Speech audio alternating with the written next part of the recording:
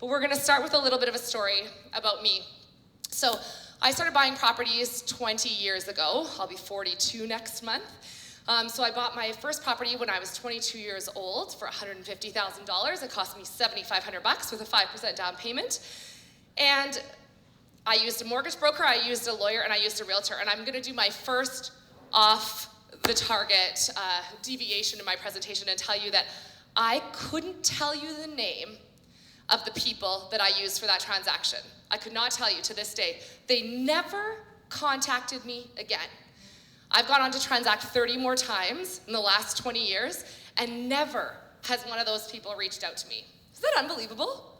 Like, never once. 30 deals. Don't we all want a client that's gonna do 30 deals with us in 20 years? It's unbelievable to me. So I started buying properties 20 years ago. The first 10 years were a complete clusterfuck. The next 10 years were pretty successful. So I'm here to talk to you about both sides of that equation so that you guys can hopefully take away a few pointers that you might maybe use in your own lives or in speaking to a client. Sorry, am I going up, Cody? You're going down. Oh, I'm going down. Okay. So I have 4 unassuming pillars that I've come into in my lifetime of investing in real estate. And the first one's gonna sound like I'm really full of myself, but it's in fact completely the opposite. I bet on me. It took me a really, really long time to learn that. I started my career as a commodity trader. I traded natural gas downtown for about 10 years. My husband does the same thing. It was really the Wild West. I had amazing, amazing opportunities in that time. Sorry, I'm just gonna turn my notes because I'm gonna be nervous for a few slides and then I'll get rolling here, guys. Okay, so I traded commodities for 10 years. My husband did the same thing. In those years, it was really the Wild West. There was very much an opportunity to make money in Calgary, and we took it. We worked, 80-hour weeks. We worked 7 days a week. It was wild. And we happened to get to know 2 ladies really, really well in 2005. I'm not sure if you guys remember, maybe I'm aging myself, but Rita and Katrina. We happened to be on the right side of those hurricanes in our respective companies, and we had the opportunity to make a large sum of money very quickly. And, there were a number of people in Calgary and Houston and New York that made some money in that time. And I would say most of my friends were on this program, Bentleys and Blow, and I decided to stay off the Bentleys and Blow program, thank God. Turns out after I show you the next few slides, you're gonna tell me you probably should have stuck with the Bentleys and Blow. You would have had more money in the end. But anyway, what I did at that time was I started connecting with people that were older than me, that were wiser than me, anybody to say, listen, I have this money and it's such an opportunity. What should I do with it? Like, I know I'm not gonna have a pension working downtown. I know that I'm only 25 right now. And I know that at some point, I'm gonna wanna get off this treadmill. What should I do with this opportunity? So stage 1 was the golf course years. Now, you probably think I'm a golfer, right? Nope.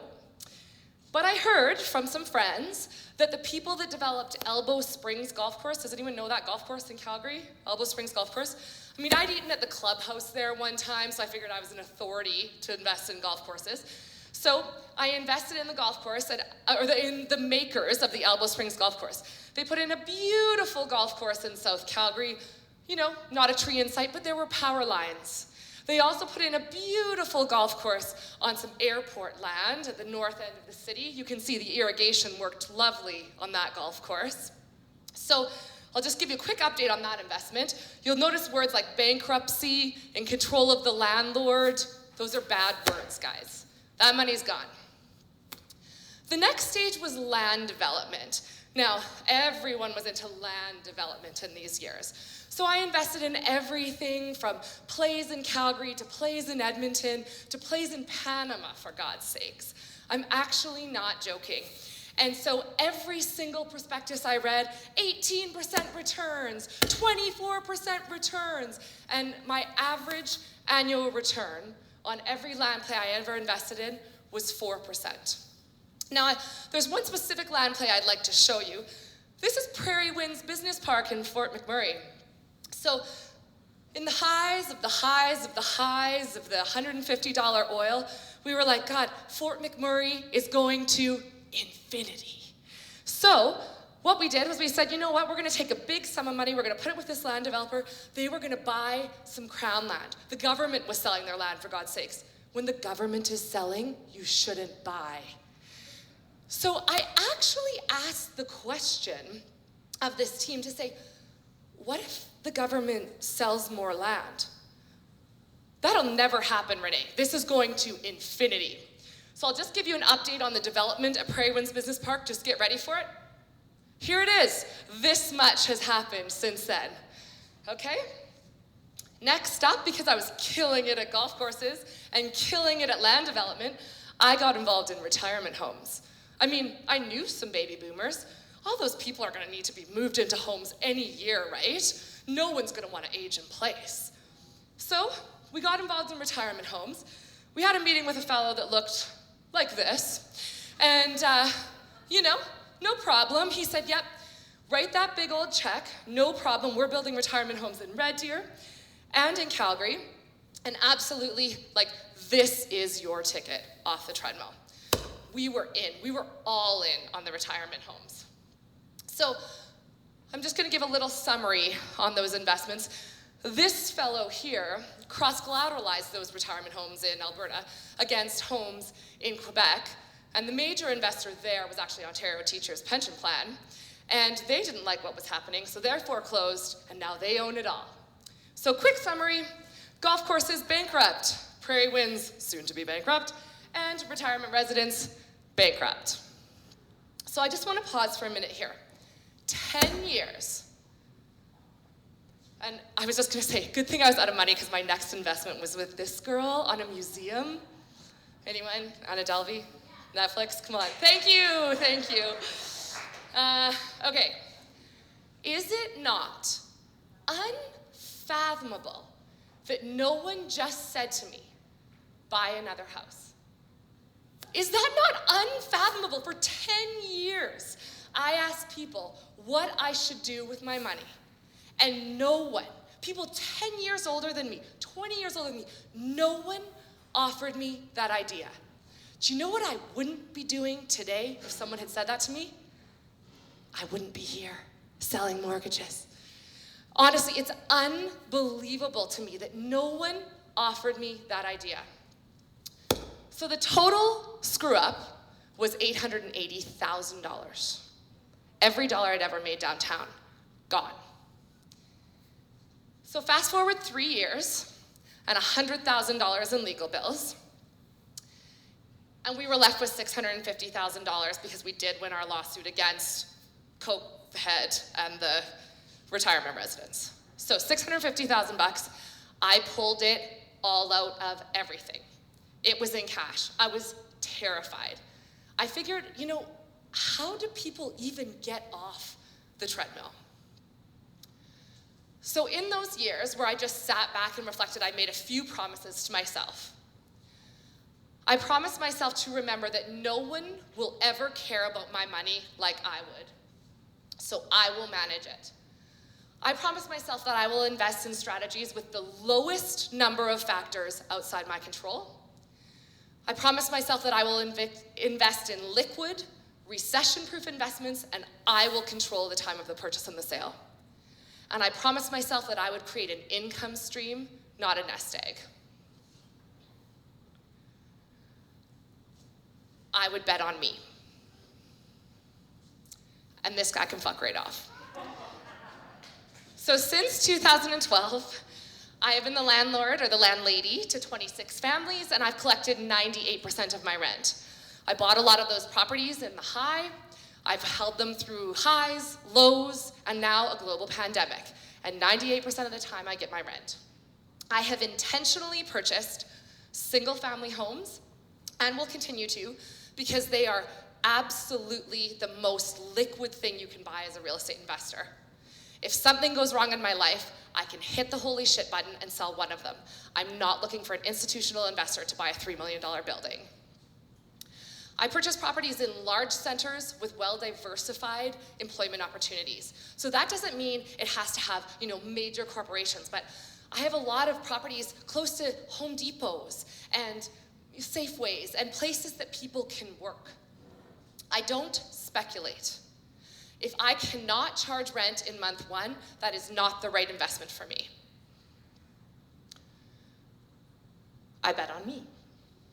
So for your clients or yourself, here are some things that maybe you could offer them in 2023. I think it's important to take control of your own treadmill exit plan. I think suited and single-family homes are easy to find, easy to sell, and incredibly recession-proof. I believe that people need somewhere to live. So, as we are seeing right now, when they can't get mortgages, they rent, so rents go up. And when they can't get mortgages, they buy, so prices go up. That's why single-family homes are such amazing investments. Most Canadians that are gainfully employed and can come up with 5% down, and we are so fortunate to be in Alberta. Let's just give like a long live Alberta right now, because people can buy homes with 5% down. It's amazing. That's $25,000, guys, for a single family home. People can come up with that money. So it's actually attainable, right? It's hard to be a single family real estate investor in Toronto. A little less hard this year, but you know, it's much easier in Alberta. So I am going to suggest that you offer to your clients, if you only have 5% and not 20% to buy a rental, move. That's the fastest way to acquire properties. I'm going to suggest that you offer that they don't speculate. Buying a resale home means that you have a cash flowing asset on day 1. And I am going to suggest that Calgary and Edmonton are amazingly diversified employment centers, so why look anywhere else? Except maybe Winnipeg.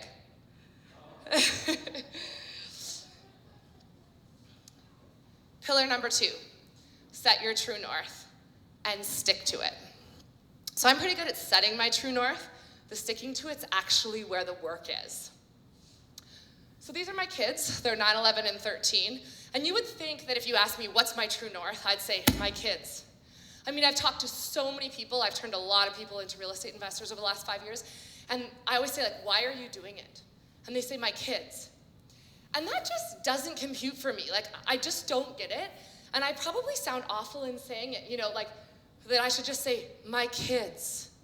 But no, that's not why I'm doing it. I can't actually quantify that. Like, I need to feed them, but like, I don't really need a house to do that. So for me, I need something that I can stick to and that really grounds my life and that just, it puts up sort of bumpers. It's like when you're bowling, you know, like when kids are bowling, they put up the bumper pads. Like, I need something that really keeps me in my lane. So this is my why, to quote Simon Sinek, but I call it my true north. I want to spend more time outside moving my body with the people I love. And every investment I make is either taking me closer to this or taking me further from it. So if it's not taking me closer to this, it's not the investment for me. So when my husband and I actually came to that as our true north, as our guiding light, whatever you want to call it, we said, what is that going to cost us? And I think there's a lot of ways that people look at that. And you know, you could say per year in total, pesos, euros, USD, whatever you want. But for me, the way I believe it should be done, and the way I do it with my clients, is I believe that number has to be monthly. And for us, we actually set the number of $10,000 a month. We wanted to create an income stream of $10,000 a month. And that was going to allow us to get off the treadmill and spend more time moving our bodies outside with the people we love. So now I've set what the hell I'm doing, how much it's going to cost me, and then I kind of had to set a timeline, and I also had to set a how, right? So what I decided is I just broke it down to the easiest thing I could come up with. 5 paid off single family homes in Calgary should be about $2,000 a month each in rent, and that gave me $10,000 a month. And what I said was, I didn't want to be on a 30-year timeline. I wanted to be on a 15-year timeline. And so I said, I wasn't going to buy 5 single-family homes. I was going to buy 10 and sell half of them at 15 years to pay off the other half. That was my action plan. And it sounds lofty, but it's actually not that lofty, especially if we offer this idea to our clients at 25, right? I mean, it is an amazing strategy. It is simple, it is boring, but It's just an amazing strategy. So that's setting your true north. What do you want? How are you gonna get it? The sticking to it, I've had some problems with. So I thought I'd share some of those stories. I've fallen off the time outside wagon 4 different ways over the last few years. Rent to own, raising capital, flipping, and speculating. So rent to own was one of my biggest failures. This symbol down here is for a company that I started in 2015 called Financing 50. I went to a real estate investment network event and I heard somebody talk about rent to own and I thought, my God, the ROI is so much higher. I can shorten this timeline. I mean, I went absolutely right outside my lane. So I branded a company, started a Google ad spend, and I evaluated 80 rent-to-own files that year. 80 files. I found 1 eligible candidate, and I wrote a 3-year option. So 2015, you would have expected that I had a really, really great ROI in 2018. Well, I'll tell you what I did have in 2018. Endless fines from the city of Calgary. Because I wasn't a professional at rent-to-own. I had no idea what I was doing, and everyone told me, let the tenant make the property their own. So they made it their own. They made it their own illegal day home. They made it their own illegal suite. They made it their own, with plumbing and electrical and all kinds of things that didn't have permits. So I spent most of 2018 ass-kissing at the city of Calgary, trying to avoid fines. I am proud to say that that rent-to-own deal closed in 2021, the 3-year, just kidding, 7-year rent-to-own deal. You'll notice here too that I've got this perspective. So I decided, I'm gonna raise capital. I'm gonna really next level this. So I raised $375,000 in capital and decided to next level, and I was gonna build homes and speculate. Honestly, guys, so much work. Every single month until September 2021, I provided monthly updates to investors. Do you know how many Excel spreadsheets that is? It was unbelievable. And this was a really great one. This was last month. So this view is from Crown Park. I'm always greasing people for mortgages, so every time a builder opens a new community, I roll into the show home and introduce myself. And so I rolled into Crown Park. This is a Brookfield community right by Shaganappy Golf Course just last month. And I was gonna grease her for mortgage deals. But in the end, I looked at this view and I thought, I wanna live here. I wrote a damn offer on a speculative build last month. Honest to God. So here is the update on the off the wagon for December 22. Rent to own closed in 2021. Raising capital, I finally bought out all of my investors in September 2021. Flipping, we didn't even get into that. I mean, I put in about 8 offers on foreclosures in 2018. I was gonna flip a property. I mean, do I look like I've ever flipped a property? I don't know anything. Like, I can't even hardly turn the TV on. Like, but I thought I was gonna do electrical work, and like change poly B. It's unbelievable. I have no idea what I was thinking. I thank the Lord every night that I never won any of those offers, because that would have been another disaster, just taking me away from my true north. And speculating, I'm happy to say that I look like a complete jackass. I walked out and did not waive my condition of financing on that property last month. So anyway, set your true north, but stick to it. So for your clients, my suggestion might be that if you are speaking to somebody in 2023, you ask them what they actually want.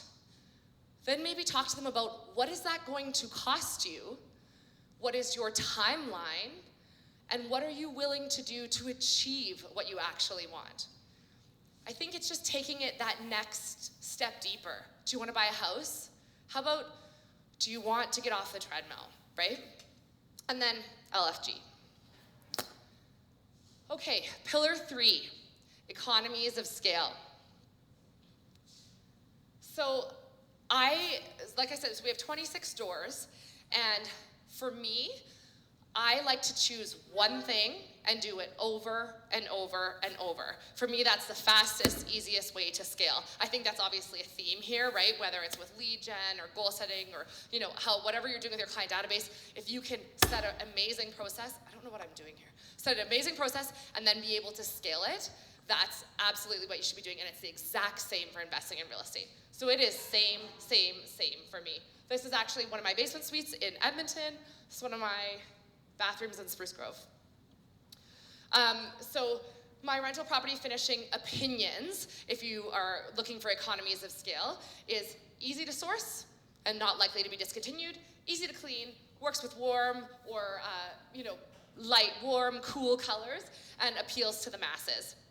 So every single time I buy a resale property, as I replace things, I replace everything so it's the exact same color. My kitchens are white, all my flooring is vinyl plank, all of my, it's always subway tile, typically gray. I just do the same, every single time. So I'm not searching and thinking and trying to figure out what goes in what property.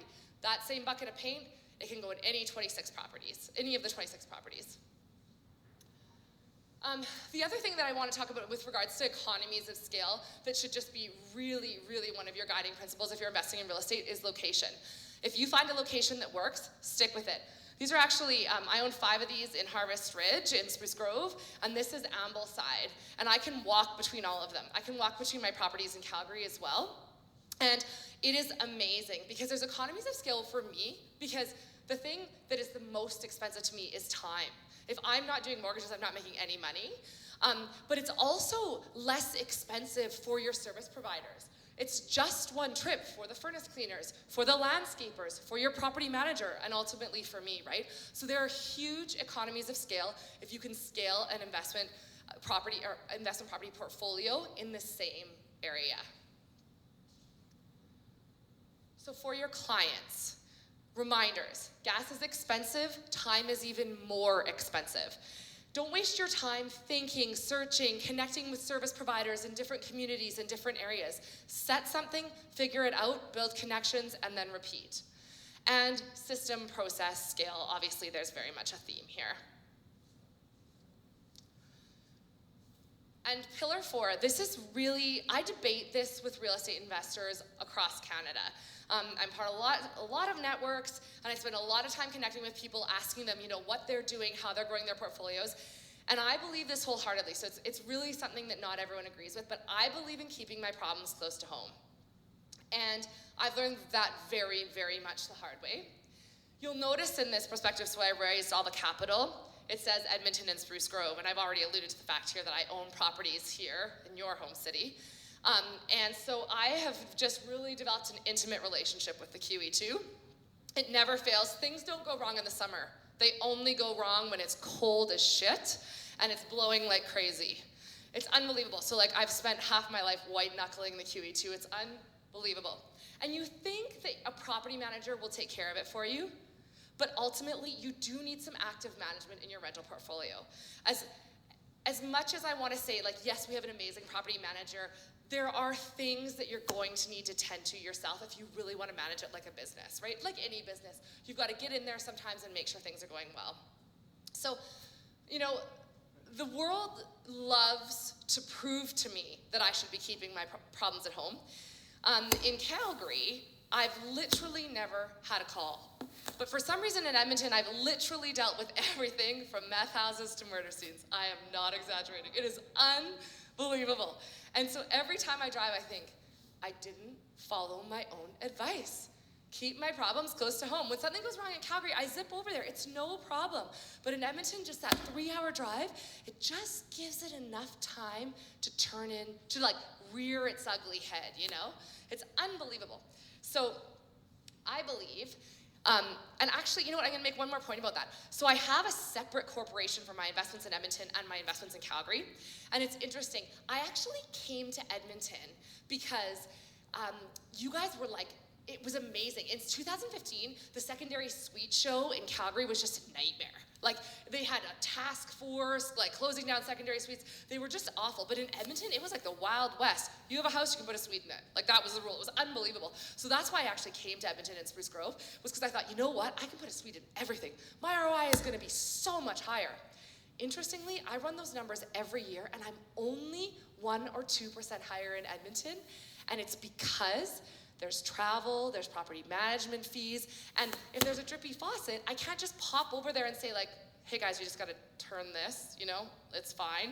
It's I gotta send a plumber, right? Because I don't know what it is. So everything is $200 or $300. So it's really interesting that the ROI is so close between the two cities, right? Level of stress is also a lot higher when you're 3 hours away. So for your clients, I think it's really important to remind them that ultimately when you're adding in travel and you're adding in discovery in other cities, that stuff costs money, so it brings your ROI down. Honestly, you can just move faster, cut off problems from the onset if you're closer to the properties, and you understand the dynamics of the communities a little bit better if you're investing somewhere where you actually live, work, and play, right? And really, it does allow for more economies of scale because you can use your people, right? You can use the contacts that you already have. So I am a big fan in keeping problems close to home. So I just kind of want to sum it up with like a few truth bombs that I really didn't know where else to put in the presentation, but I think they're really important to think about. So I do about 300 deals a year, and I've built my entire career talking about investment real estate and all the screw-ups I've made. And so a lot of the deals I do are for real estate investors. However, you would think that they're for these institutional investors, and so many people buy 30 homes. It's just not the case. So what I find is that a lot of realtors call me and they say, I'm referring you this client, they don't own a property yet, but they want to buy 10.